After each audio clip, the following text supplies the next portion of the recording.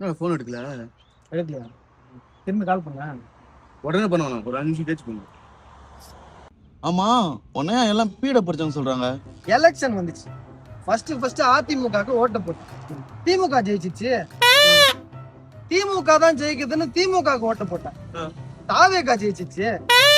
ஐபிஎல்ல சிஎஸ்கேக்கு சப்போர்ட் பண்ணேன். தோத்து போயிடுச்சு. வேற ஏதாவது டீமுக்கு சப்போர்ட் பண்ணுவேன்னு மும்பைக்கு சப்போர்ட் பண்ணேன். கடைசியில மும்பையும் தோத்து போயிடுச்சு.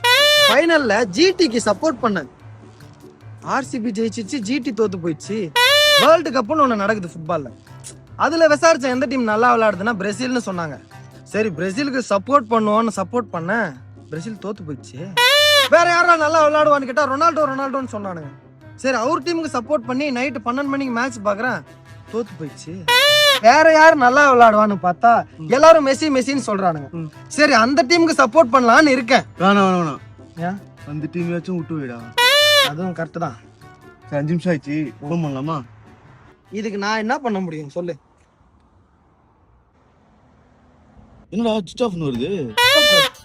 வா நேர்ல போய் பார்ப்போம்.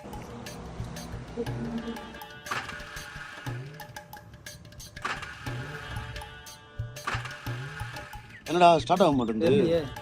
கொஞ்சம் இறங்கு.